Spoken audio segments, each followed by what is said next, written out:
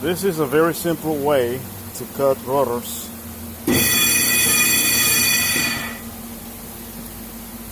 And stop the noise.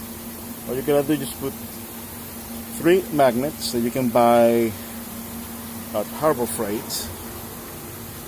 Put it on the edge like this, so you don't have to deal with springs or rubber bands or anything like that. And then it will take, I would say, 90% of the noise off. Very simple solution.